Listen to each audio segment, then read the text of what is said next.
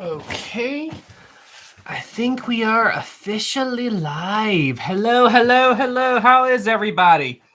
How is everybody tonight? How is everybody on this Monday night live stream? What's going on, everybody? Historic Productions, hello.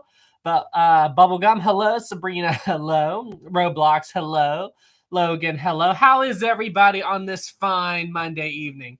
There's hope for change. Good evening, West Virginia. Couldn't have said it better myself. How is everybody tonight? Leo, hello. Hello. Wow. Hi, everybody.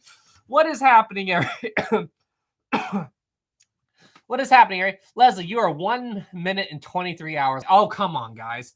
Listen, sorry I didn't go up live last night. I was hanging out with a friend yesterday, and I just didn't get home soon enough. So, hey, it happens sometimes. It happens sometimes. I'm like, you know what? We'll just do it tomorrow. But how is everybody tonight? Sabrina, considering today is Martin Luther King Day, and we're home from school, so this will be an awesome. Glad you're here. Glad you're here, Sabrina.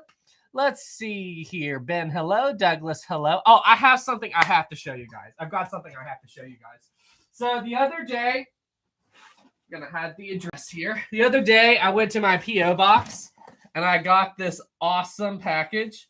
And anyway, hang on. Let me see how this is done. Okay, we're good. All right, but anyway, so I was looking through this, and the guy sent me some incredible stuff, and I'll show you guys everything here. Well, so number one, there are these awesome tins, like these ship tins and all this stuff. Like I thought this was so cool. But the icing on the cake, okay? The icing on the cake was he sent me this little Lego figure of a chef, and I saw this, and I'm like, is this Charles Yelkin? Is this Charles? And then when I opened up his letter, it's actually Charles Yelkin in Lego form. I was crying. I was crying when I saw this. I absolutely thought this was hilarious. So anyway. But yeah, I got a kick out of that. I thought you all would get a kick out of it as well. So anyway, but yeah, as soon as I saw, I'm like, is that Charles? And then the letter confirmed, yes, it was Charles. And then right after that, I made my video. So, Lucy, where's the alcohol? Right? Hey, Sabrina, what did your kids think of the Charles Yelkin video? What did you guys think of that? Hang on. All right, guys. Sorry, the chat is going absolutely bonkers. I have to go ahead and turn on the slow mode. Sorry, guys. I got to turn it on. Sorry. Okay, slow mode 20. There we go. All right, there we go. 20. And we got our first super chat of the night from Kat. Hey, Kat. Hope you're doing well. Did you know when you lose a sock in the dryer, it comes back as a... You know what? It was a mistake. I'm like, I should have known. I should have known when I saw you guys talking about Tupperware in the Discord that I'm like, okay, Kat's going to make a joke. Kat's going to make some kind of a joke about Tupperware and everything. And look, she did. Kat, thank you for the 5. Hope you're doing well. And here we go, Tupperware. I think it's time I make another Tupperware joke. Sabrina, yes, Kat, LOL. David, Merry Christmas, Sam. Oh, a little late, but okay. Merry Christmas. Sharon, Olympic is unsinkable. Absolutely. Ben, what is your favorite Titanic model? They all vary. Probably, well, the one I use the most is my little Titanic Honor and Glory model, but it's so tore up now. Probably my 1/200. No, not 1/200. 1/350 scale model that you see me with sometimes. Kat says, I literally told you what I was doing. Right, Kat. Right. Cannel, DKK10. I think that's 1 or 2 USD. So thank you so much. Thank you for the super chat. Super appreciate you. Flap 10, thank you. Hey, your local Brightsider here. Very funny. First ever super chat. Awesome. Personally, I think that Scatina saw some spaghetti in the like button and wanted to eat it. You know what? You're right. So you actually made me think of something. And there apparently, and this is a distant memory from high school, but apparently there is a fake religion where they worship a flying spaghetti monster. I have not thought of that in 10 plus years. But your little comment about the spaghetti made me think of that. I'm like, because I actually have a memory of this now that I think about it.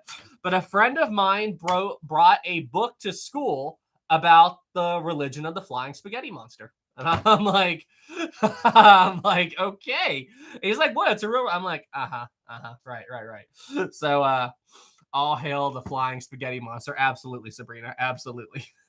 Yeah, I don't know. This is a distant memory, and I haven't looked this up in ever, but I have a vague memory of a friend of mine coming to school with a book, and it said the religion of the flying spaghetti monster. That's all I remember. That's all I remember. But anyway, like I said, I haven't thought about that in years, but that comment made me think of it.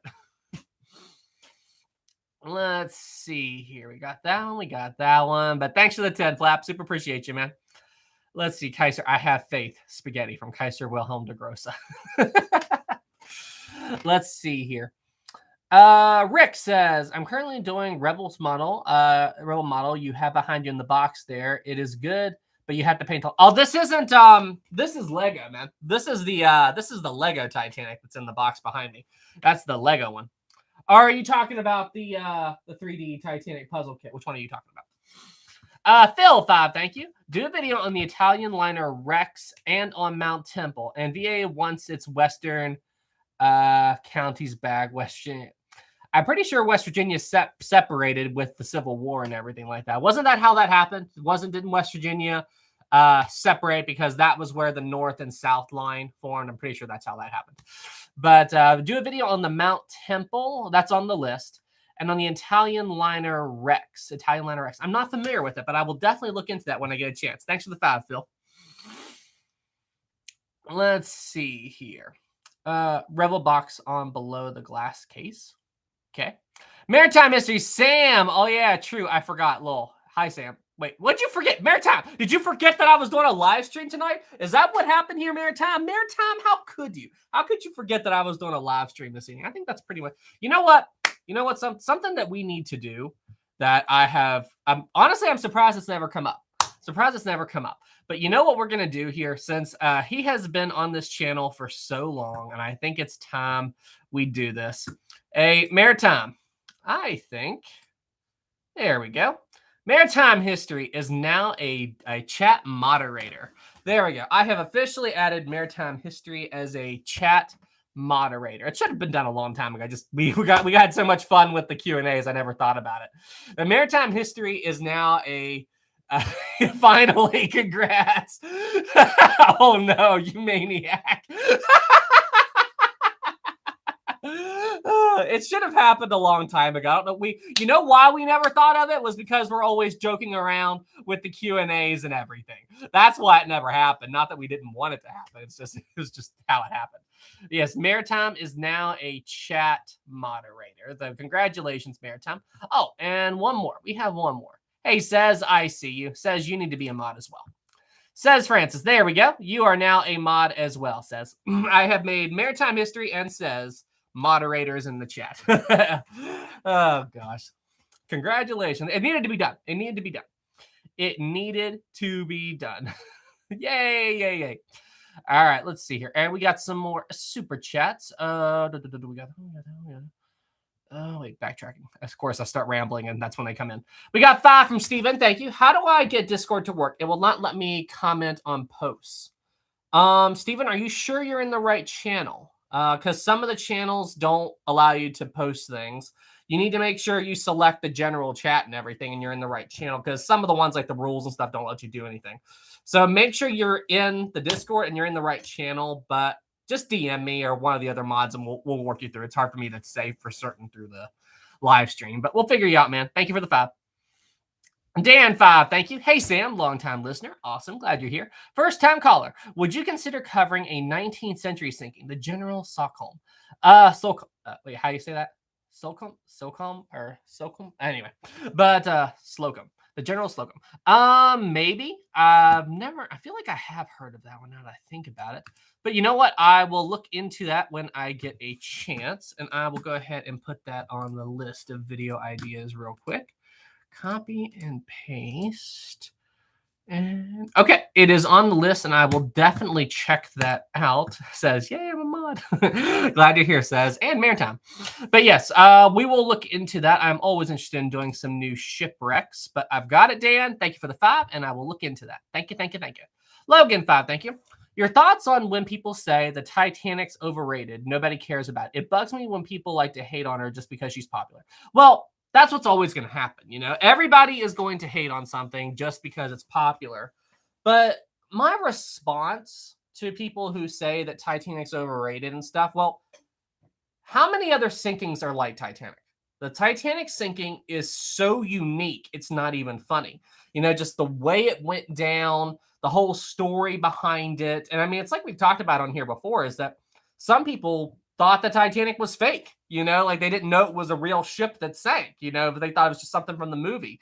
But I mean, like, and that just tells you the fact that people who aren't into ships, you know, thought that the Titanic movie was a fake story. They didn't know Titanic was real. I mean, that just shows how unique it was, you know, and I've said this before as well, but you know, with how much damage the Titanic had, the ship held up extremely, extremely well, you know, extremely well. But that's the big thing, you know, is just Titanic is just so unique. So I can forgive people for thinking that, you know, like if you're not into ships and you don't know anything about maritime history, I could be forgiving that some people thought that Titanic was fake. But then the people who go, all Titanic's overrated, they're just hating because something's popular, or they don't know the full story behind it. They don't understand why it's unique, you know, and like just what this ship represents, you know, like, I mean, the ship sank on its maiden voyage, but the reason the ship held up for as long as it did was due to all the heroes on board who fought so hard to save as many lives as possible, you know, and thus everybody worked tirelessly to keep the ship going, keep the power going, help keep the ship. I mean, it's just like get the lifeboats away. I mean, it's just so much happened with it, and it's just, anyway. You get what I'm saying. Titanic's very unique, and I think no one would hate it if they gave it a chance to learn it, you know? Okay. We got that one. Okay. Thanks for the 5, Logan. We got another 5 from Cooper. Thank you. Hello, Sam. Second celebrity I have made interaction with tonight. I don't really think of myself as a celebrity, but thanks. I talked to Gary Brook. I got on a sea of glass. What pages should I check out? Shoot, they're all good. My favorite is the one I use the most. I think it's my book's downstairs. I think it's page 196. It's the lifeboat chart map. That's the one I use the most. There's the chart that shows you the different degrees of list the ship was at different times. I mean, dude, the whole book's amazing. On a Sea of Glass is also how I read that stuff about Charles Yelkin. The sinking stuff is interesting. Shoot, the whole book's interesting. Check out the whole book. That's the best way to say it. Check out the whole book, man. Check out the whole book. That's what I say. But yeah, thanks, man. I hope you like the book. Yeah, read the whole book. Mary, I just ordered my copy. Awesome, Mary. Says on a sea of glass equals Bible. It is definitely the Bible on Titanic. You know, like on a sea of glass is basically, in my opinion, the last book on Titanic. You know, it's the Bible of Titanic. That's what I have said that before. Let's. We got that one. We got 2 from JG3. Thank you. Hi, Sam. Have any other ships sunk on maiden voyages? Yes, they have. I can't think of them off the top of my head.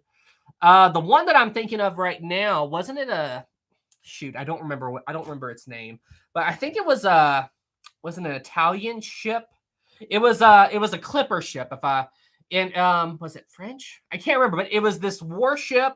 It was a sailing ship, you know, and it was built too top heavy. So like the king or the emperor or whatever at the time wanted this ship with tons and tons of guns. Like he wanted an extra deck full of nothing but guns. But the designers told him that the ship is way too top heavy and that any wind or a wave will cause the ship to roll over. But the king or whatever, it was Swedish. Swedish. Yeah, the king, then he's like, I don't care. Build it anyway. And like the first time out in the water, the ship got like a wind hit it or something, and the whole thing rolled over. I think they recovered it. I think it was at the bottom of a river or something, and then they pulled up. Was it the Vasa? The Vasa? Okay. All right. Yeah, Vasa, I think. Okay. Yeah, like that's the one I can think of. It was the maiden voyage, right? It was its first time out, correct? That was the first. It sunk on its first time out, right? Double checking in the chat. But yeah, first time out, and it rolled over. Yes, yes. Okay, cool. Yeah. So that's the next one that I can think of off the top of my head. They did recover it. Yeah. What year was that ship? Was it the 1600s? Was it the 1600s or something? This is an old memory. But what year did that ship? I don't remember, but I'm sure you guys know. I'm sure you guys know. And here we go. We're getting here we go. 1628, 17 maritime 1628. Okay, 1640. Oh yeah, 1600s. That's what I thought. Yeah, listen, trust your engineers. You know, if you're going to order a ship, trust your engineers. 100%. Okay, we got that one. We got, thank you for the 2, man. 5 from View, thank you. One thing with Titanic was before the Titanic was built, there was a book about the ship Titan, which sank in itself. Oh, you're talking about the futility or the wreck of the Titan. So, yeah, that was written by Morgan Robinson, and the book came out in 1898. And it does have some things that are eerily similar to Titanic. You know, it's eerily similar to Titanic. But then there's other things about it that are completely different from Titanic. So yes, it does share some similarities. And I do think that in the book, I haven't read it, I just remember the ship sank 400 miles south of Newfoundland in the book. And Titanic sank roughly 400 miles or so south of Newfoundland. And the ship was called the Titan, Titan. And then Titanic was Titanic. So yeah, it's got some eerie similarities, but then other things are different. So, but yeah, good call there. Thanks for the 5, man. Got that one. Okay, we got 5 from Hannah. Hey, Hannah, hope you're doing well. Hey, hi, Sam. Hypothetical question this week. Let's say Titanic sank in the same way, but in 500 feet of water, and the water is 10 Celsius. What would change? So 10 Celsius, you have to pardon me. I don't know Celsius anywhere near as Fahrenheit because Fahrenheit's what we use in the States. So 10 Celsius, let's see, -2 is 28. So what is 10? 40 to 50 degrees-ish? 40, 50-ish Fahrenheit? 40 Fahrenheit? 50 Fahrenheit? Okay, roughly. Okay. So yeah, we use, is the U.S. the only country that uses Fahrenheit? Because I feel like every other country uses Celsius. Is that true? Because I think the U.S. is the only one that uses Fahrenheit. So for those of you who don't know, 32 Fahrenheit is freezing. That's how we do things. 32 degrees Fahrenheit is freezing. That's how the U.S. does it. Let's see. There are a couple other countries that use Fahrenheit. Okay. Thanks, Kat. But okay, wait, backtracking. I lost Hannah's question. Backtracking. Let's see. So 500 feet of water in the water, what would that change? Well, number one, more people would survive because you have to remember the biggest killer during the sinking of the Titanic was the cold. That was the biggest killer. And if it sank in 500 feet of water, well, you know, that's shallower than the that's the water isn't as deep as the Titanic is long. So the Titanic definitely wouldn't have like climbed up into the air saw. But actually, wait a minute. If the water was that warm, then wouldn't the iceberg melt? Yeah, if the water was that warm, I don't think the iceberg would have been in one piece when it got there. So you know what, Hannah? The ultimate answer to your question is the Titanic would have never sunk because the iceberg wasn't there. Boom! I'm out. Mic drop. I'm out.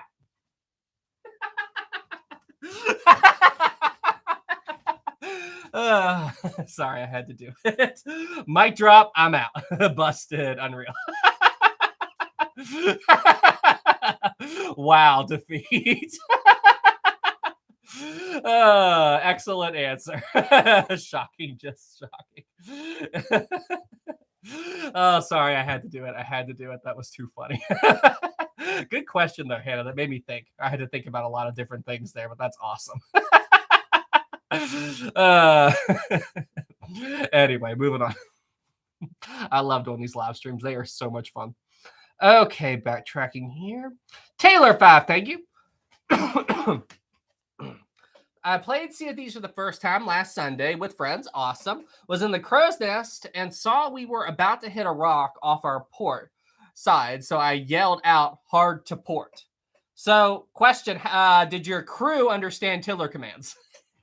Yeah, did your crew understand tiller commands, Taylor? Because honestly, unless you're into ships, they probably thought you were crazy. Instead of yelling, wait, there's a rock on our port side. Hard to port. They're like, are you nuts?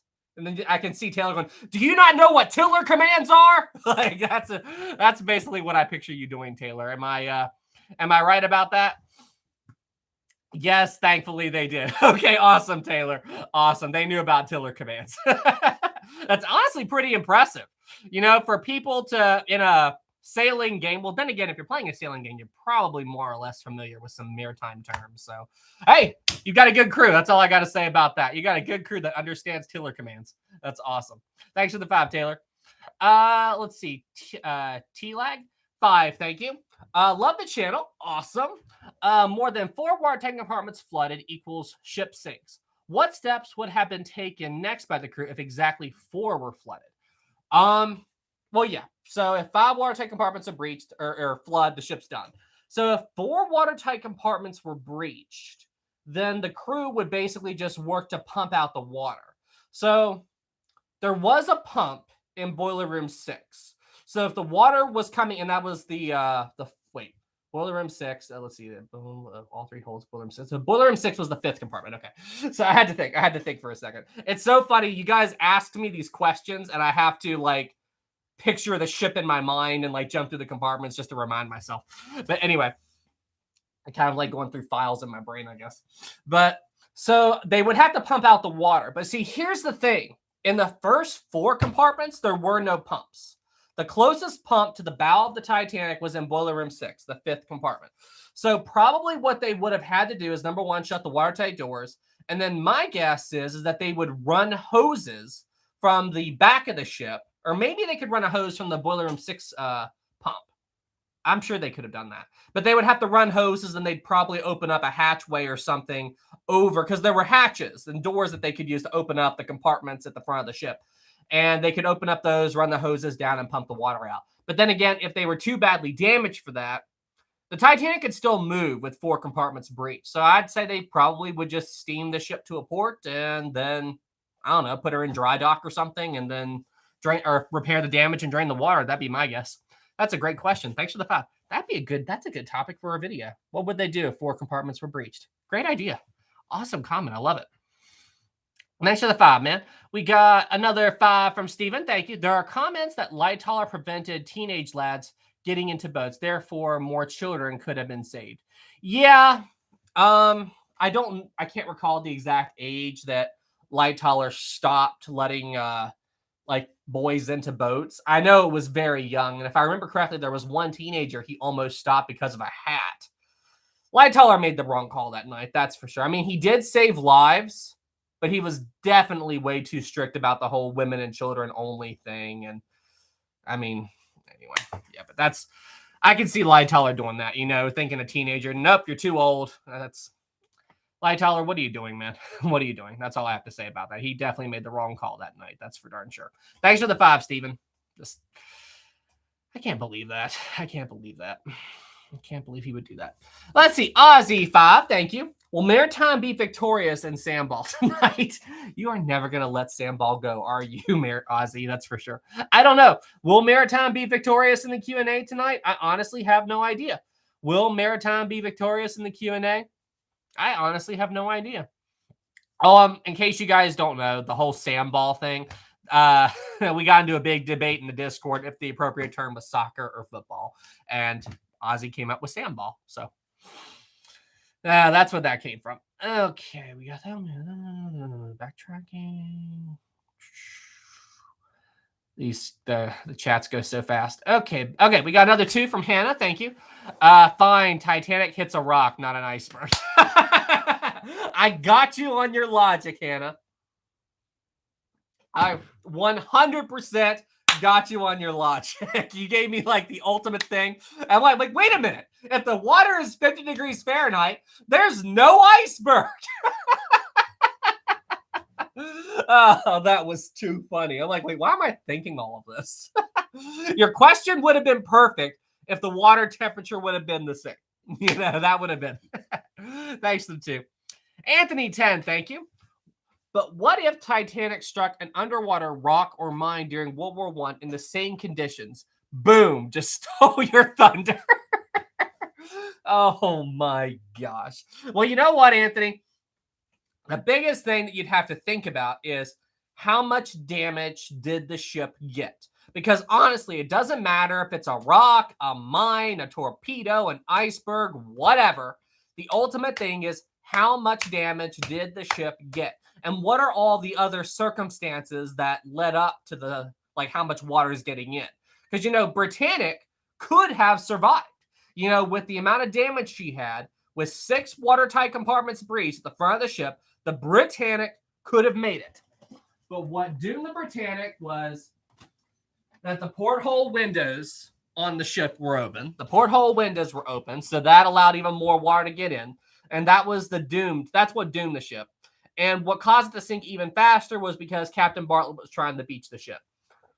Excuse me. And you know, it's really insane when you think about it. Like how much maneuverability you lose in a ship that's sinking. Because a lot of people like to talk about, well, what if the Titanic tried to steam to the Californian? You know, what if the Titanic just tried to move to the Californian before the ship sank? But honestly, if you want to know the answer to that, think about the Britannic. Because if the Britannic, like with the porthole windows flooded, okay, when the porthole windows open and those going under, the Britannic was going to sink. But honestly, where Captain Bartlett attempted to beach the Britannic, he generated what's called force flooding, which that's when the motion of a ship forces even more water into the damaged area. So you had the porthole windows go under, the Britannic is still moving, so the increased water pressure at the front is pushing even more water in. So as a result of that, Captain Bartlett was literally pushing the Britannic's bow under the water as the ship continued to move on. So he greatly accelerated the sinking of the ship by moving the ship forward. Now, to be fair, Captain Bartlett still did a good job with the evacuation. I mean, I don't really hate on Captain Bartlett too much because he really did do the best job that he could. And with the island of Kea so close, I don't blame him in trying to save his ship. But he probably didn't take into account, though, because when a ship's flooding, you lose a ton of maneuverability. So the Britannic is force flooding itself, plus it's having to fight how much water pressure at the front, the stern's coming out of the water, so the propellers are spinning. I mean, the ship just could not move that well. It could not move forward that well after the torpedo or mine detonation. So it's a variety of factors, you know. A whole lot of factors go into that. Thanks for the 10, Anthony. Taylor 5, thank you. It also helped. Let's see. It also helped that the Marine IRL, and part of their basic training is learning the history of Marines and the Navy. Oh, cool. Thanks for the 5, Taylor. Very interesting. We got that one. We got that one. Wait. Backtracking. I think we're all caught up. With the super chats. Nice. Ike 1, thank you so much. Thank you for the super chat. And I think we are all caught up. Cool. Sabrina, maritime history. Scatino would have tripped into a light. Oh, I guess something else was happening while I was reading the super chats. All right. Let's see here. Tyjan says, he, test time. Now we go to the 1 hour mark. Before we start doing the Q&A stuff. Walker, that and who knows how long it would have taken to reach California. If it was 10 miles combined with the weight of the water, it might have been too impractical to speed up. It might have been too impractical and sped up the sinking. Well, yeah, that's the thing. You know, if we don't know 100% for certain how far away the Californian was, but the common belief it was roughly 10 miles or so. But, you know, by trying to get to it and everything, you also have to think about steam pressure, you know, because it takes a lot more steam pressure to keep the ship moving and keep the propellers and the engines going than it does just to keep power. And we do know that the engineers were having a very difficult time in maintaining steam pressure throughout the sinking, you know, because not as many boilers were being used to make steam and all that stuff. So in order to move the ship forward, yeah, and also Titanic lost most of its steam within the first hour because it vented it out. Well, it didn't lose all of it, but it lost a large chunk of it because it vented it out. I mean, honestly, here's my ultimate question. This is a question I'm actually curious about. I don't know if there's an answer to this. I wonder how long after the iceberg impact, okay? Because it was around 3 or 4 minutes after that that the funnel started venting out the steam. Nah, was it a little longer? How long was it? About 10 minutes? I forget. How long was it after the iceberg impact did the ship start venting steam? How long was it? Does in the chat, I'm asking the chat, double check me. How long after the iceberg impact did the ship start venting steam? I honestly forgot. Was it 10? 10 minutes? It was not 4 hours. 10 minutes, yeah. Because 3 minutes after iceberg impact, Captain Smith re-engaged the ship's engines and had the ship move forward again. And then it was around a couple of minutes after that, or I forget the exact minutes, but it wasn't long. But then a minute or so after that, he ordered the engines to be stopped again. And then, or a couple minutes. And then not long after that was when the ship started venting steam. It was after that second re-engaging of the ship's engines. So 1 minute, 10 to 12 minutes. Okay.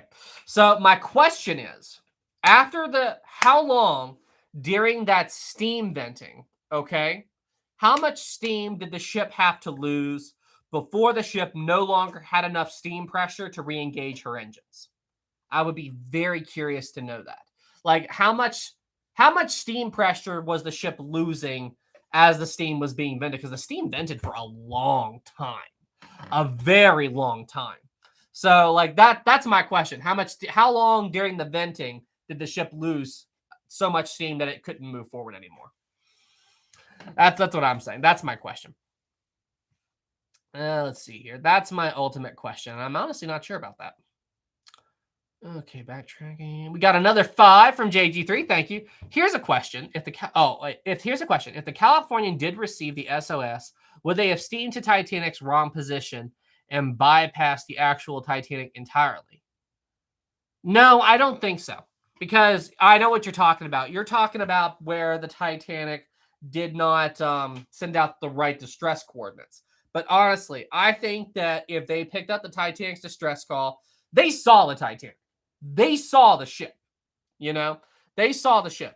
So I think that they would have noted the coordinates, but they would have seen the ship off in the distance. They would have seen it shooting off rockets, and they're like, that's it, let's go.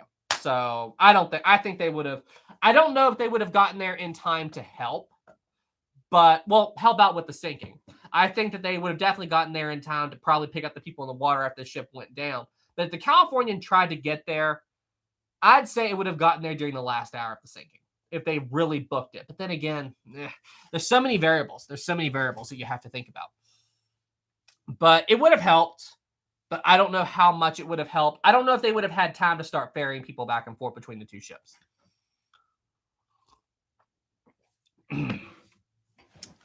Max says, the steam question, how much percentage of the steam is released per minute and how much percentage is needed to move the plug-in times? Okay, so yeah.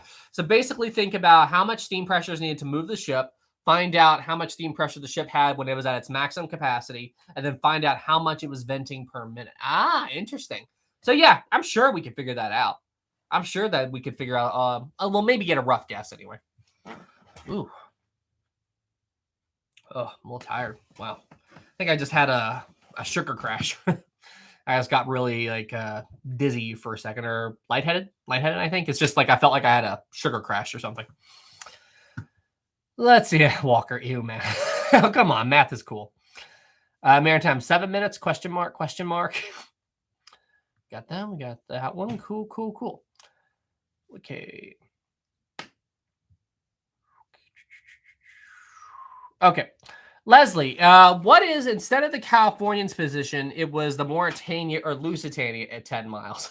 They could have gotten there pretty quick. But honestly, it's not just a question of the speed of the ship and the distance. You also have to think about the ice, because there was a lot of icebergs and stuff like that and ice fields and everything. So they would also have to deal without that. You can't forget about the Mount Temple because it was closer to Titanic than Carpathia, but it got stuck in an ice field, so it couldn't keep going. Nada says feed him more sugar. Let's see here. Fernanda says react to more Brightside live, please. I'm good. I'm not planning to do another Brightside video for a while. I don't want them to get to be I don't want them to get to be at the point where it's too much, you know, like it's just too much and all that stuff. Because I'm not a reaction channel. They're fun to do on occasion, but I don't want to do them too much. We're here for history. Max says, yeah, the ice is a huge factor. They could have just as easily strike the bird trying. Right, exactly. Because that's the big thing you have to think about. And they talk about it when you're being a lifeguard is if you're a lifeguard, okay, and you see somebody who's drowning and you try to jump in to save them, well, you have to make sure that you don't also become a victim, you know, of drowning. Because when somebody's in a panic state and all that stuff, they're just, you know, they can actually drag you down with them if you're not careful. So you have to think about, okay, I need to get there as quickly as I can, but I've got to keep myself safe while I'm doing that, you know? So basic stuff there. You know, it's the same thing that Officer Lowe had to deal with after the Titanic sank. You know, he wanted to take the lifeboats back into the air where the ship sank and pick up as many people as they could, but they couldn't right away because you have a lifeboat that has, I'm just pulling a number off the top of my head here. Let's say you've got a lifeboat with 50 seats, okay? You take that boat back into the area where a ship sank and there's 1,500 people in the water screaming for help. Those 1,500 people, they're all going to start climbing and scrambling into your boat and they're going to sink your boat. I mean, like, it's a terrible thing to think about that I have to wait until people pass away before I go in there to save some. But if he went in there sooner, it would have been suicide. It would have been suicide. I mean, it's a terrible way to think, but it's awful, but it's the thing you have to do. I mean, it's awful. It's awful. But yeah, Sabrina, 1,500 panicking people. Absolutely. Absolutely. When you've got that many people in the water screaming for help, you have to, it's hard to say it, but it is. I mean, he had to wait. I hate to say it, but that was a very depressing video when I worked on that. Do y'all remember my video where I talk about what happened to everybody in the water after the ship sank? That's a very that was a very depressing video. Nathan says that must have been blood chilling. Absolutely. Absolutely. Very, very sad thing to think about. Backtracking. We got another 5 from Hannah. Thank you. I like to call Captain Bartlett and Haddock fish and chips. Albert Bartlett is a brand of potatoes in the UK. Oh, okay. Interesting. I wondered where you were going with that. Okay. It's a brand of potatoes in the UK. One of my favorite places is we always go to the fish and chips place in so at Disney World at Epcot, they have like a bunch of like small replicas of different countries. And we always go to the fish and chips place in London in the world tour and all that stuff at Epcot. Fish and chips is delicious. Let's see. Young ship historian, UK. Okay. UK. Okay. What are you doing, macOS? Okay, we'll do that later. Historic production. Sam, was this true that Titanic's propeller shafts bent upwards due to the stern hitting the seafloor in a weird way?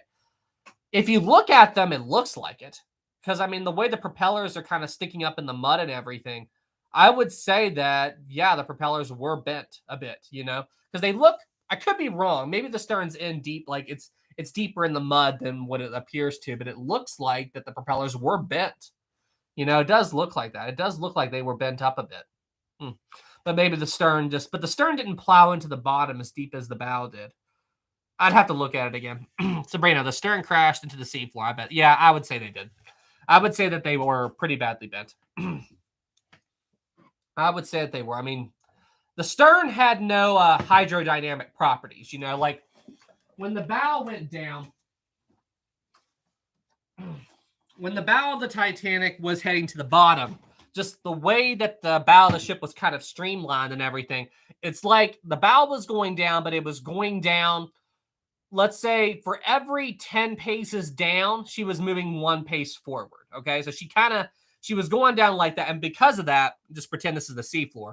When the bow hit the bottom, it caused the bow to dig in, and then the back came to rest. But the stern didn't have that. The stern was just basically spiraling and spinning on its way to the bottom. You see, because I do crap like this is why this model is so tore up, is because I do all this crazy stuff with it.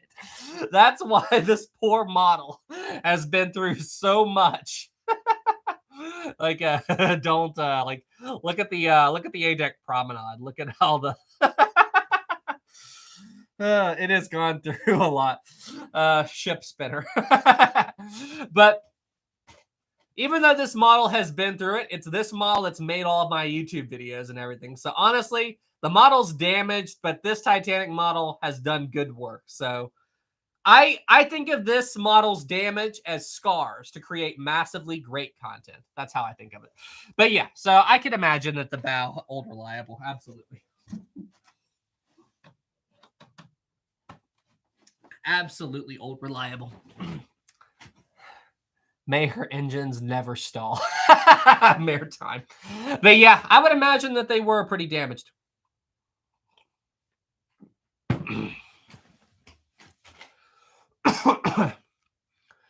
Okay, we got that one. We got that one. We got a 5 super chat from Plant. Thank you.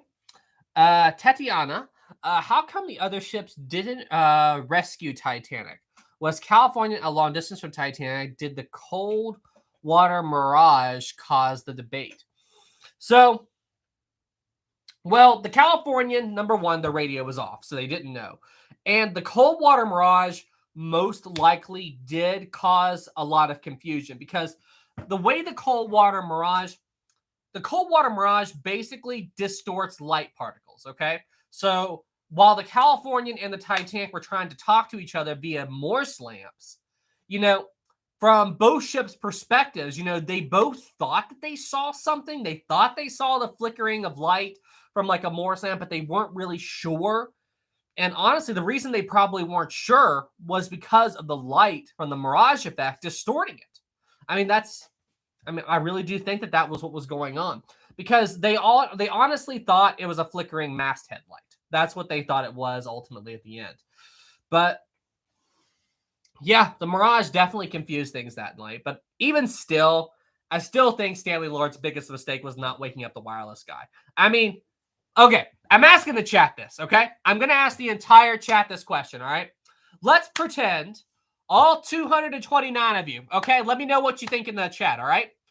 You are Stanley Lord, a.k.a. the captain of the Californian. You see a ship off in the distance, okay? There are icebergs everywhere. This ship suddenly stops. The ship starts shooting off rockets. And you have some people on the ship saying, like on the Californian saying, do you see that? Do you see it? Because they did say this. It looks like one side of the ship is lower than the other. Okay. What does that tell you? If you see a ship shooting rockets, there's icebergs, and it looks like one side is deeper in the water than the other, what does that tell you? It's just, what does that, it's in this, it's probably fine. That's just it. Sure, the mirage was distorting some light and stuff like that, but go wake up the wireless guy. It's a big passenger steamer. It's a big... Now, Stanley Lord says he didn't think it was a passenger steamer, but his crew did. Some of his crew swore that it was a passenger steamer because a cargo ship would not have that much light. The ship was completely covered in light. That's what they said. And it was company rockets. That is true. Okay. The Titanic was not firing off rockets correctly to mean distress. The law in 1912 is very clear on that. But even still, icebergs, rockets, ship suddenly stops. One side looks like it's deeper in the water than the other. That's it just seems like common sense. It seems like common sense to be like, that ship might be in trouble. Go wake up the wireless guy just to play it safe. Anyway. That's my 2 cents. That's my 2 cents on that. But what do you all think? Communicate with the crew more to get more. Yeah, because Stanley Lord was trying to sleep. He was at the chart room city. So that's what I say. I just say take a couple of extra steps. It just seems like that's common sense to me. But anyway. Let's see, Alex. It's like everything was working against saving the Titanic. The Titanic is a series of small events that don't seem like they're that much by themselves, but when you add them up together, it turns into one big thing. Another good example of that's the Hindenburg. Sabrina, a snowball of events. Absolutely, could not have said it better myself. Let's see here. Moonlight Maritime. Don't look at the Marconi room. Oh gosh, what did you guys do? Petra says, do you believe that Charles Jalkins survived 2 hours in the water? No, I don't. Now, somebody else left a comment on this. What Charles might have meant, because it's like I said in my video, Charles may have been somewhat in the water for 2 hours, but not completely. I think that he reached collapsible B relatively quickly. And when he got there, they let him halfway get up onto the boat. So he's laying there with his core body, as I said in the video, out of the water, but his legs and feet were still in the water. So that much of him may have been in the water for 2 hours, but still, his vital organs, his brain, his heart, his lungs, like everything that keeps him alive was out of the water. So if he was sitting in that water in a life jacket for 2 hours, there's no way. There is no way that he could have made it that long because alcohol makes you lose body heat faster. So ultimately, I think the alcohol may have numbed him to the cold a little bit, but it wouldn't have kept him. Alcohol, even though it makes you feel warm when you drink it, it doesn't. It's not. Somebody in the chat, somebody in my comments said this. It's not body grade antifreeze. It's not body grade antifreeze. That made me laugh when I read that. It's not body grade antifreeze.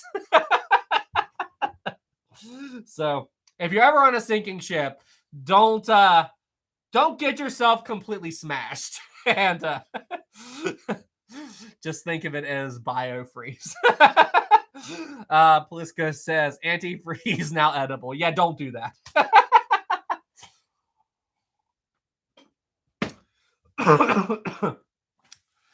Dust says, so maybe 1 hour. Honestly, that water is so cold, man. I mean, try to imagine going into 28 degree Fahrenheit water. Try to imagine that. Try to imagine going into 28 degree Fahrenheit water. The -2 Celsius. -2 Celsius. I mean, it's just, as Charles Lightoller said, it was like 1,000 knives stabbing you all across your body all at once. So, I mean, it's just, I don't know. I think the alcohol numbed him slightly for a little bit. Maybe it helped him get through the initial shock, because some people that hit the water, I mean, if they had a weak heart or something, their heart would just stop. I mean, it's just, there is so much shock, And Tom Linsky was talking about in one of his podcasts, or not podcasts, one of his live streams. He was talking about he did a film a long time ago when he was in high school called The Last Signal. And it was about the wireless guys. I've showed clips of it in my videos before. And anyway, he talked about how he and his friend were going to jump into this cold lake to film a scene for the movie. And he said that as soon as they were going to jump into this ice lake, jump into the lake, say their lines, and get out. They said the lake was around 34 degrees Fahrenheit, which is not as cold as Titanic, but still crazy cold. And as soon as they jumped into the water, their lines were gone. Like, their bodies went into pure survival mode instantly. And I mean, it's just like they got out and they scrambled into the shower and took a very long hot bath. And I mean, it's just...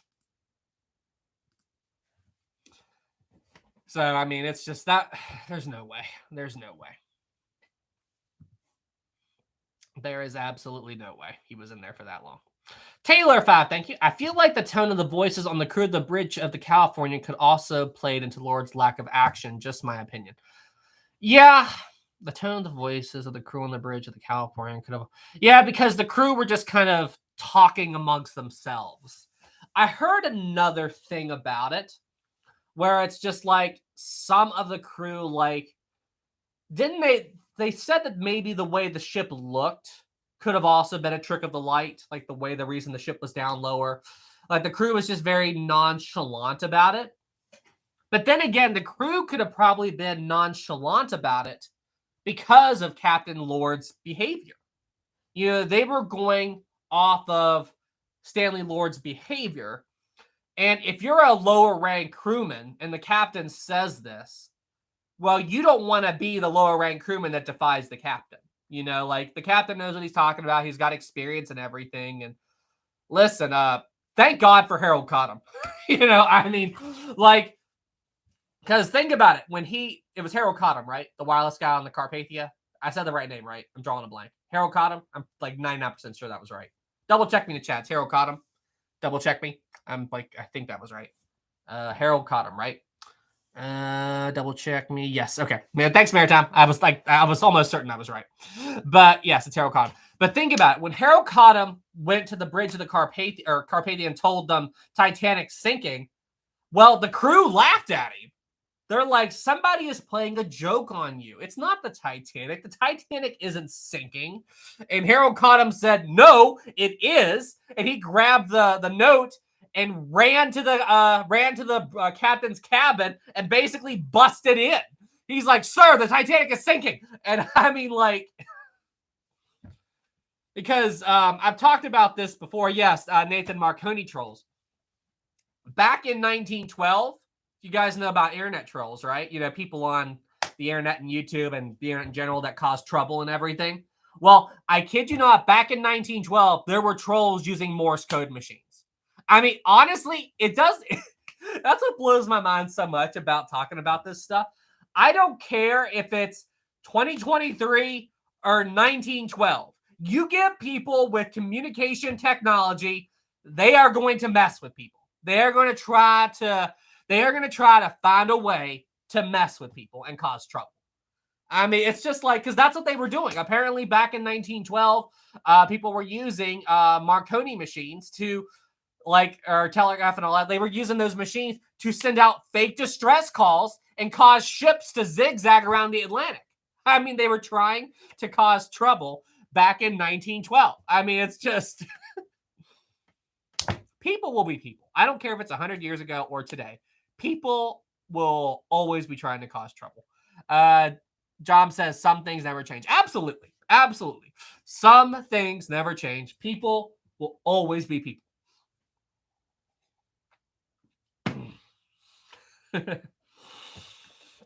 Oh, gosh. I still have... Listen, you kids today and you're you all having cell phones everywhere. I still remember story time. I remember when we had cell phones when I was in high school, but you know, they weren't what we have today and everything. You know, they weren't as well communication and everything. But I remember that. So I was in high school and I was at home.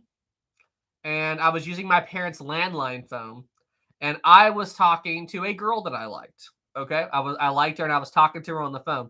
And I still remember, like, I'm sitting there talking to her, and I hear this click, and I'm like, "Hey, hold on a second." So I get up and I start walking through the house, peeking in room after room after room, and I peek in there, and I find Rachel on the phone, like trying to listen in. I'm like, "Rachel." Now, she was much younger then and everything, but yes, it was Rachel trying to listen in. So, listen, you kids today with your cell phones and everything, you do not know the troubles of being a teenager in high school and all that back then and having to worry about your siblings picking up the phone and trying to listen in on you. Because landline phones, if you have one phone, you can pick up another one and hear the phone call. So. Maritime, it was the good old days. LOL, Rachel. Let's see. IQ says, I'm 34. I know. Rachel! Good memories. Good memories. Let me see here. Taylor 5, thank you. I'd like to see a short video where instead of knocking, then barging in, Cottam just kicks the door open. Well, that'd be funny. Just to see Harold Cottam go boom and just knock the door open and everything. Listen, Harold Cottam, he took action. He took action. It was the slang term, right? Yeah. Jack Phillips said old man and everything. That's how Cottam knew him. Yeah, I think that's right. Yeah. Anyway. Dial-up internet. Oh gosh, dial-up internet.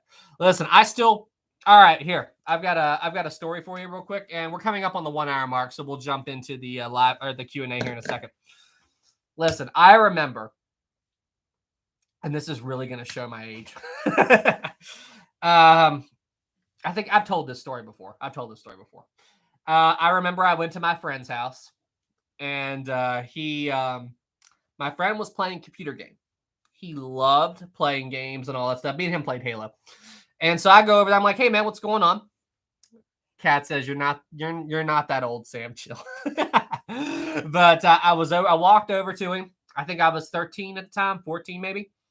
And he's playing this World War II shooting game, okay, on the computer. I'm like, what is this? And he goes, this game it's a new game that just came out called Call of Duty. Very first Call of Duty ever made. Okay, very first one ever.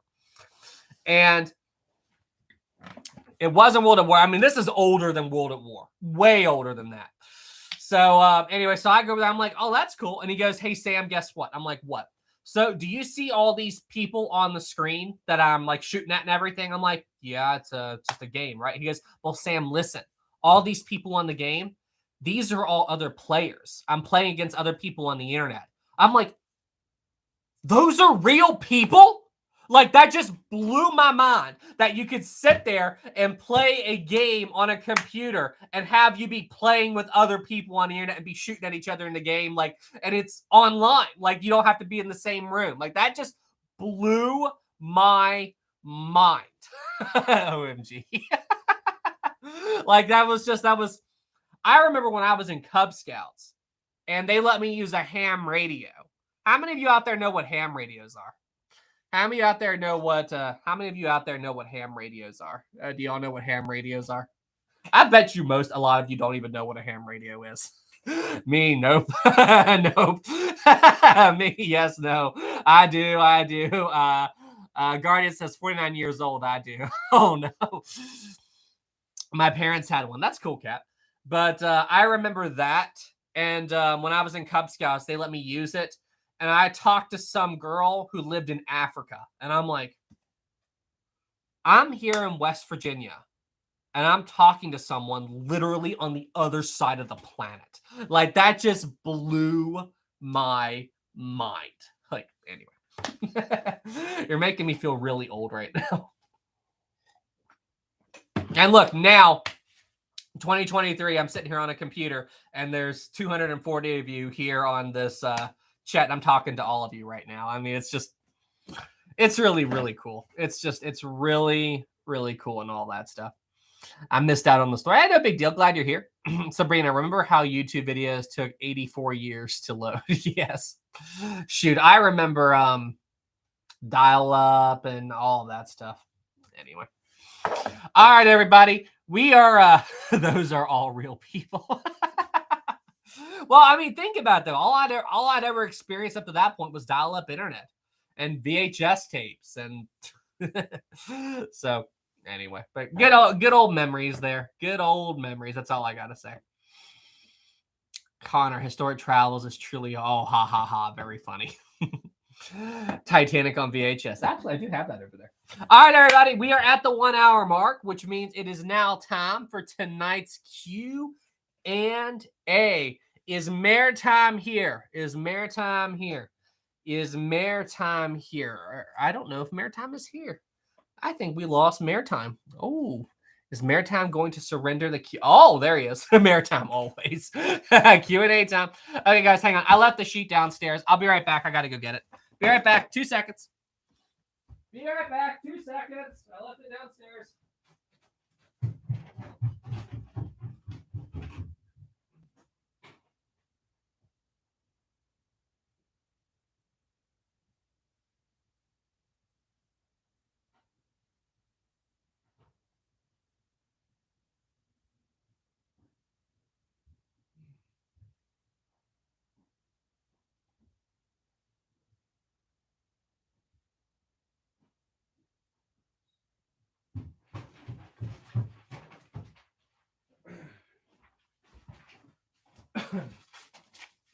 Hello. Hello. Let's see here. Oh, the chat's going absolutely bonkers. All right, here we go. Get all this stuff organized. That. What is poking me? Oh, tag. Okay. Maritime history. Okay. I'm making the scoreboard. Don't worry, guys. If you're new here, I'll explain the I'll explain to rules to all of you in just a second. Everyone else got it. Okay. So for those of you who are new here, at the end of every live stream, we do a Q&A. Okay. I ask a question. Okay. Then I type the word go in the chat. All right. As soon as I type the word go, you answer the question. I'll also ring the bell, but you don't have to wait on that. So as soon as I type the word go in the chat, you answer the question. It's going to be maritime history versus everyone else in the chat. Okay? Everyone else in the chat. Now, I do give Maritime a little bit of a handicap. As long as he answers the question within the first couple of seconds of the question going up, he gets a point. But for everyone else to get a point, you just got to answer the question before him, okay? And if he answers the question first, then he's the only one that gets the point. So that's how we do it. That's how we do it. Okay, we are going to do a warm-up question. And guys, I'm going to turn off the slow mode, so no spamming, please. And slow mode is deactivated. Enjoy. Slow mode is off. Chat away. Chat away. 1912, Sabrina. Oh, okay, okay. Here goes the spamming. All right, you know what? You know what? Fine. So just because you guys are going to start the spamming now, okay, that guy needs to go. And he is good. Thank you. Thank you so much, Sabrina, or Show. Thank you for that. Okay, and since you guys have already started spamming, you know what we're going to do? We're going to set the chat to 300 seconds. So there we go. And boom, 300 seconds. So one question every 5 minutes. All right, maritime history. Not me. Very nice. I think Maritime can still chat and everything because of the mod. Hey, Maritime, can you still talk? Yeah, okay. Because you're a mod, so the 300 seconds doesn't block. True. All right. So with the chat set to 300 seconds, and Maritime is no longer blocked because he's a mod. Let's start the Q&A. Let's start the Q&A since he's not affected by the block. What do you guys do you guys think that's fair? Dot. Let's go. Oh no. All right, hang on. I'm going to disable the chat now. All we got are mods talking. All right, I just turned off the let's see what happens with the chat. Let's see what happens with the chat now. Why? Yep. Thanks. No. Okay, that's funny. That is so funny. Just a mod Q&A. There it comes. There comes the chat. You monster from Skatina. There's the chat. There's the chat. I was looking for that. Absolutely not. For the Kaiser.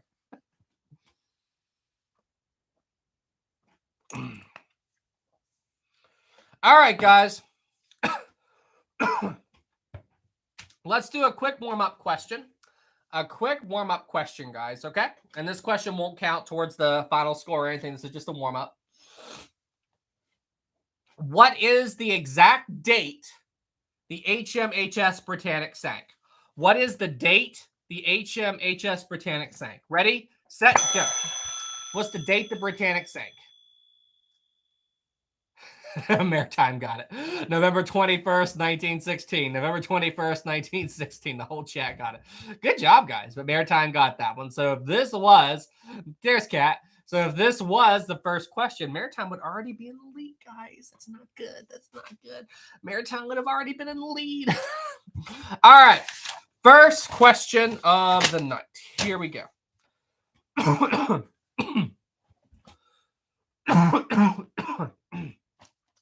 First question of the night. How many degrees to port was the Titanic listing before the iceberg impact as a result of them moving the coal from the coal fire? So how many degrees to port was the ship listing before the iceberg impact? Ready, set, go. Maritime, 3 degrees. Maritime got that instantly. 3. Maritime got that instantly. So with that, Maritime. Guys, this isn't good. This isn't good. He's already pulling ahead. Louise, that angry face. All right, we've got to throw Maritime off. All right, there we go. All right, question 2.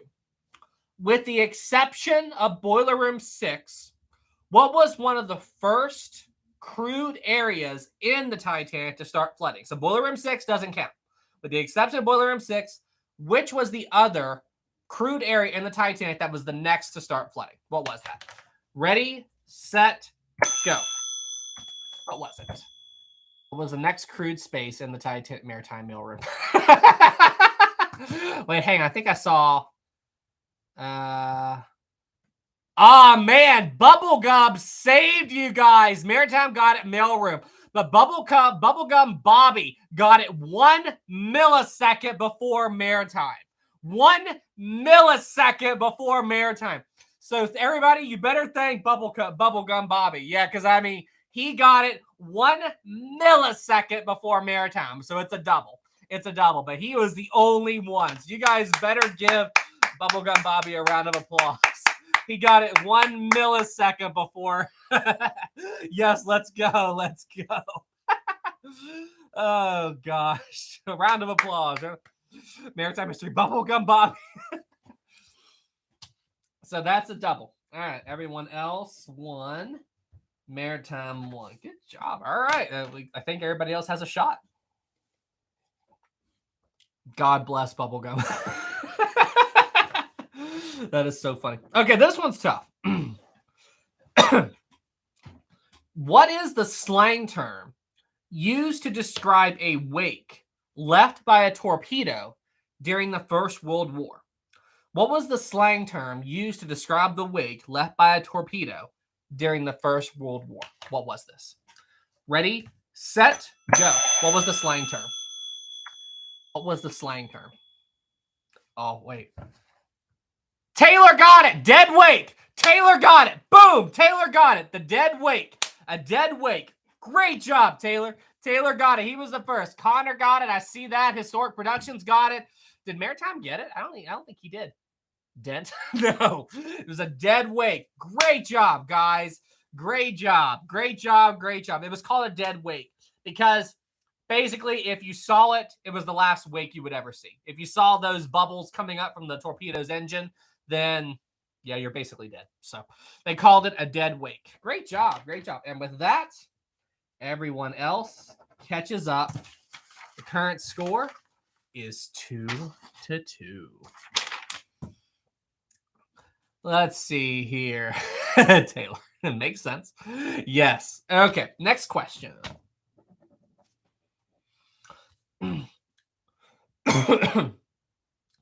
After the torpedo detonation and Captain Turner realized that he could not stop the ship, Captain Turner ordered the Lusitania to turn towards the Irish coastline. What did Captain Turner tell the helmsman on the Lusitania's bridge to aim for as he was trying to get the ship to land? So basically, as the Lusitania was moving towards the Irish coastline, there was something on land that Turner told the helmsman to aim the ship towards, to try to reach. What was he having the ship aim towards? What was he trying to get to? Ready, set, go. Maritime and aim for the old head of Kinsale. That's it. Kinsale.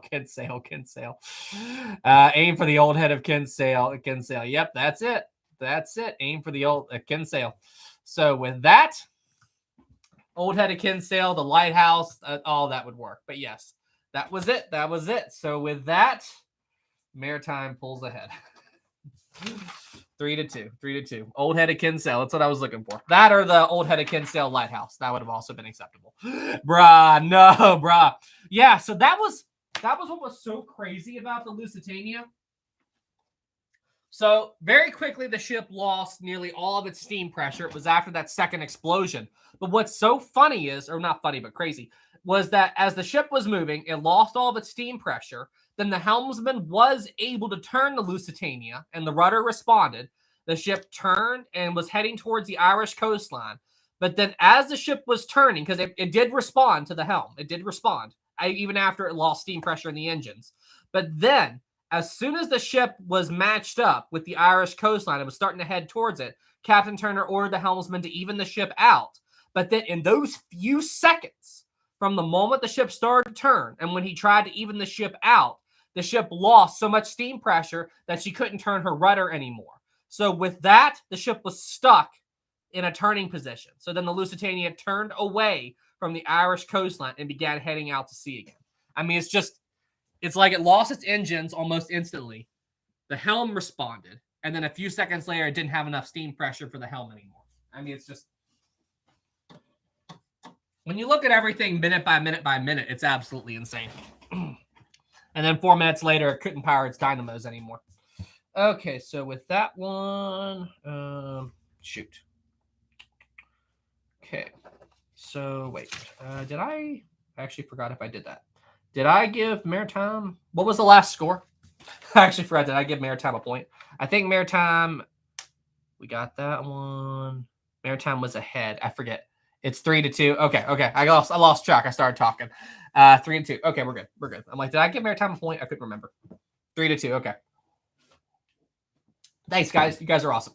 That's what happens. I start talking about all this stuff, and it's like I lose track of the score. Okay. So we are 3-2.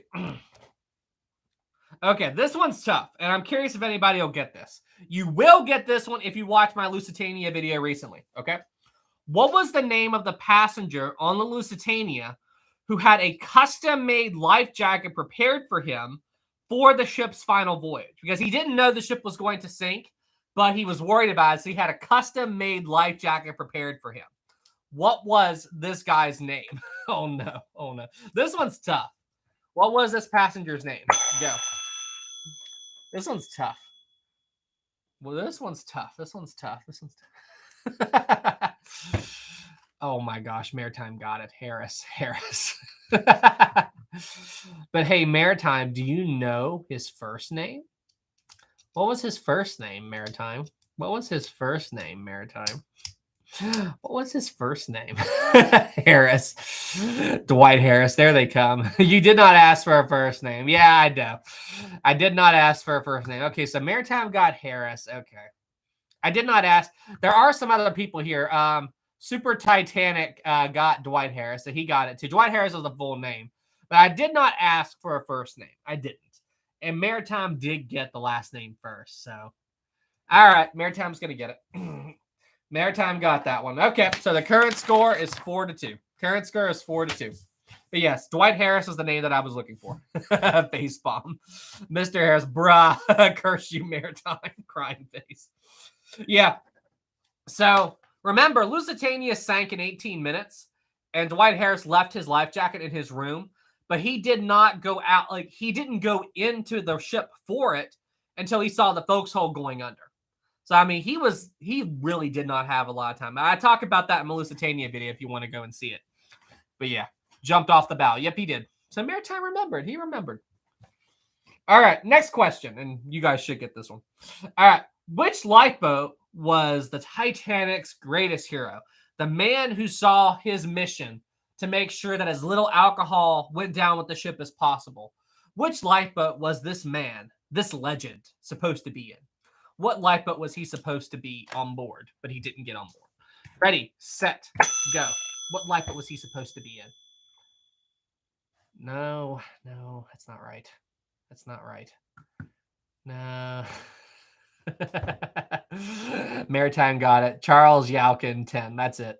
He climbed onto Collapsible B, guys, but that wasn't the boat he was supposed to be in. He was supposed to be in Lifeboat 10, and Maritime got it.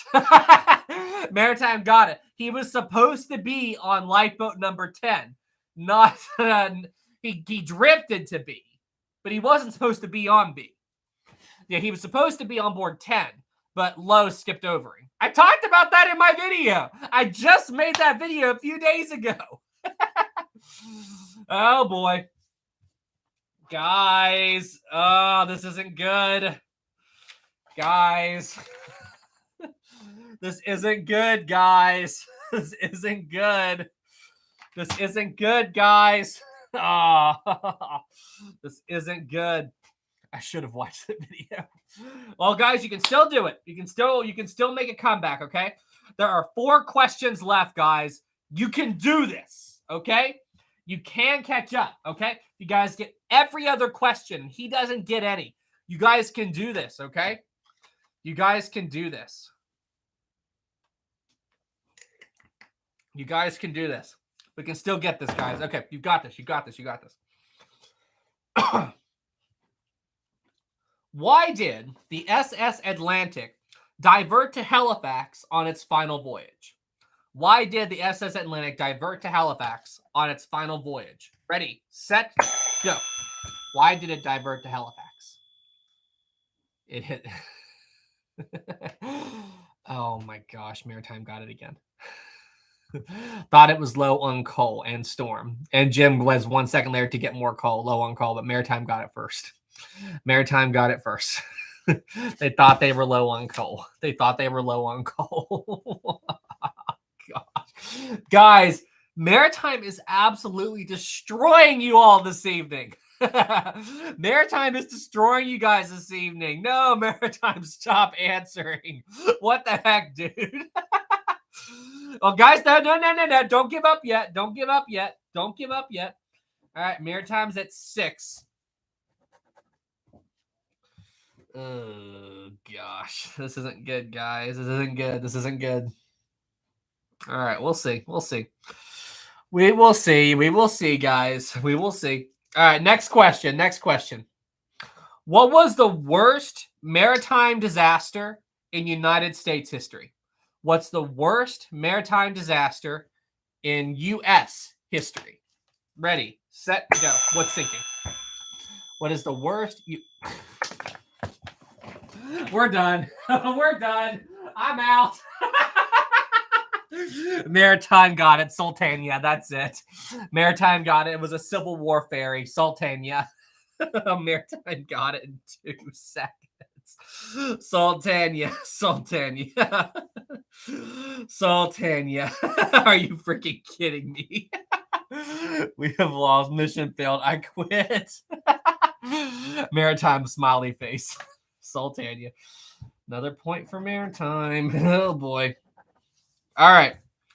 You guys, all right, try to get this one, guys. All right. Question 9. After Thomas Andrews saw lifeboat number 5 lowered away from the Titanic, where did Andrews go next? So Andrews was around for the launching of lifeboats 7 and 5, but where did Thomas Andrews go after lifeboat number 5 was launched? What was his next objective during the evacuation? Ready, set, go. Where did Andrews go next after 5? Nope. No. So inside the ship is kind of right, but I'm looking for something more specific. No. Bridge, smoking room. No one said it. Huh. No one said it. First class smoke room. No. Another lifeboat. No. Huh. No one said it. No one actually said it. It's a more broad term, but everybody's being too, like, they're too specific. Huh. Okay. I guess I got that one. Okay, I got that one. So the answer that I was looking for was the like passenger areas. But then again, passenger areas could also mean anywhere, because he went into the ship to go to all the passenger areas to locate more people. But then again, I was looking for passenger areas, but you could also argue the case that the lounge, the grand staircase, all of those areas technically do classify as passenger areas. So you could classify that. I was just looking for one term, passenger, but you could say that all of those terms. You know what I'm going to do? You know what I'm going to do? I'm going to do for that one. I'm going to do for that one. I think, what did Maritime say? Maritime said engines, right? Maritime said engines. So that's not right. But to everyone who said any of the public areas on the ship, I think that should count as an everyone else points. Okay? I think since Maritime was technically the only one who got that wrong. And you know what else? I think I'm going to call this a super bonus question. This question is going to be worth a bunch of extra points. What? No. LOL. mutiny. A what? Maritime mutiny. Yes. That's what you get for being cocky. Totally legit. Totally legit. Okay. So let's see. I am going to give this. I mean, we can't do too much. How was I being cocky tonight? How was I being cocky tonight? That's what you get, Maritime. All right. I'm trying to decide how many points we should do here. So you guys currently have 2. Maritime has 7. What's fair? You know what we're going to do? We are going to make this a 4-question point. All right. A 4-point question. 4 points. 4 points. That's what we're going to do here. We're going to do 4 points. What's fair is we stick to them. But Maritime, I do give you breaks. I do give you bonuses. I do give you bonuses, though. I mean, what do you guys think? 4 points. What do you guys think? 4 points for that question. What do you guys think? 4 points? Do you guys think? What do you guys think? 4 points or what do you guys think? What do you guys think? Yes, yes. All right, hang on. Let's do this. Let's do this. 3 points. Yeah, that's probably fair. I guess 3 points would work. Yeah, we can do 3 points. Engage with Yarn. Let's see. Let's start a poll. 3 points for the question. What do you guys think for the question? Question mark. Question mark. 3 points is fair. I think 3 points is fair. What do you guys think? 3 points for the question. 3 points for the question. Question mark. Question mark. What do you guys think? 3 points. Okay, cool. 67% yes, 74% yes. All right, I think that's fair. 62 votes. Okay, 3 points. There we go. Yes. All right, cool. And Maritime's cool with it too. All right, 3 points. Okay, so for that, let's see. 3, 4, 5. Wait. I messed that up. Crap. I completely messed it up. 1, 2, 3, 4. There we go. All right, so just ignore this all gibberish scribble right there. That's your all's point. So it's currently 5-7. And hey, Maritime. Okay, so even with this, Maritime is still in the lead. So to make it interesting, but Maritime has to agree to this. Maritime, what do you say of making this last question worth 3 points? What do you think, Maritime? You okay with making this last question worth 3 points? What do you think? That'll decide the game. This last question is worth 3 points. What do you think, Maritime? What do you think? What do you think, Maritime? Are you willing to... What do you think? It's up to Maritime. It's up to Maritime. Is it names? No, it's not a name. It's not a name. It is not a name. And honestly, you'll be able to answer this with just a few clicks of a keyboard. So if this last question is worth 3 points, but it's got to be, Maritime's got to give the all clear for this. It's got to be. Now, hey, Maritime, to be fair, okay, before you give your answer, to be fair, last week, everyone else gave you a shot. So I think you owe them one. I'm just saying. I think that you owe them one. And if you do this, you're even. You all are even, you know? If you do this, Maritime, then the debt is settled. You're even. So that just say no judging, you know. But if you do that, you're even. Just wow from Mauritania. Evil will do it. I mean, what do you guys think? I think that's a fair deal. I think that's a very fair deal. Let me know in the chat. What do you all think? Do you think that's fair? Do you guys think this is fair? I think this is very fair. Yes, it's fair. Do it. Make it a poll. Okay. Yeah, let's do a poll. Hang on. Start a poll. Is this fair? Yes or no? I think this is totally... Wait, I think I did it wrong. Fair. Yeah. Oh, did he say it? 100% no. Is this fair? He said yes. Oh, did he say yes? Message retract. Oh, Maritime deleted it. All right, Maritime. All right, we'll go with 3 points. Boom! All right, guys, you got it. You've got a shot. Okay. The current score is 7 from Maritime and 5. So this will decide the game. Okay? This will decide the game. Okay? All right, guys, are you all ready? We have to win this. This will decide the game. This is the moment of truth. The final question. My privileges are still on. Maritime, you're asking for it. The final question. All right. What was the Titanic's radio call sign? What was the Titanic's radio call sign? Ready, set, go.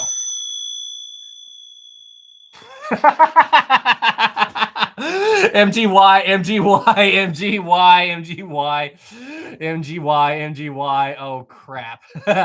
Okay, what we got? What we got? Historic Productions, MGY, MGY, MGY. Maritime History, MGY, MGY, MGY. Okay, good job. Oh, crap. I just forgot to change the rules.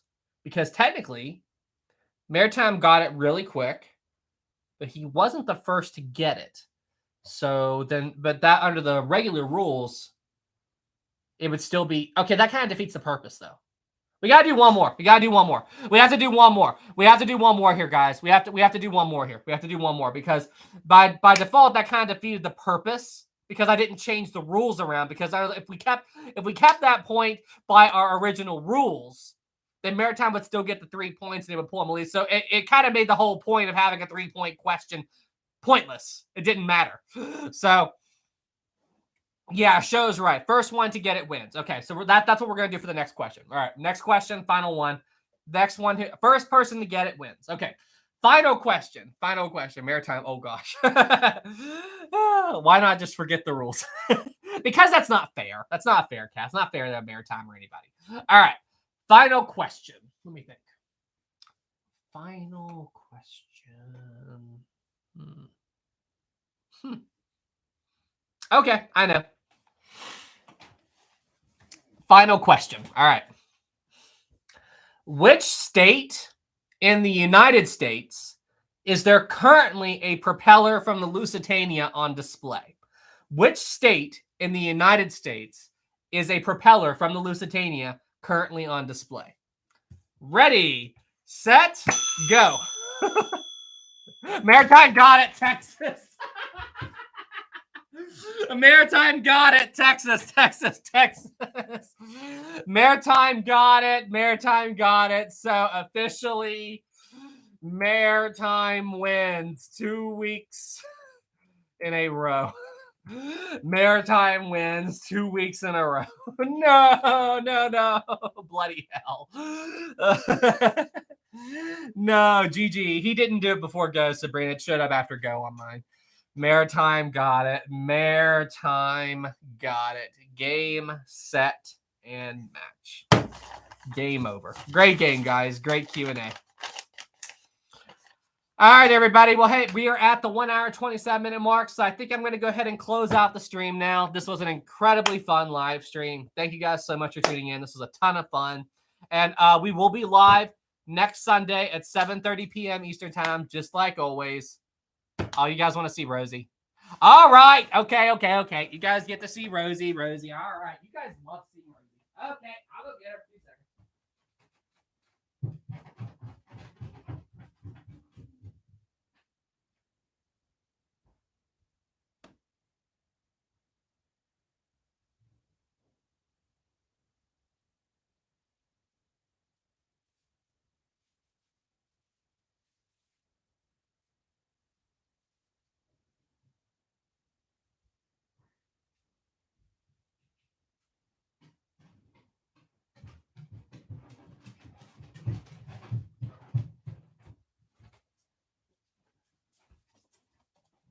It's so funny. She doesn't even question it now. Like I don't have to go and get her. As soon as she sees me getting the cheese, she just heads upstairs. I mean, that just shows you how smart she is. She totally remembers. As soon as she sees me getting the cheese from the fridge, she just walks upstairs. I mean, it's like she knows.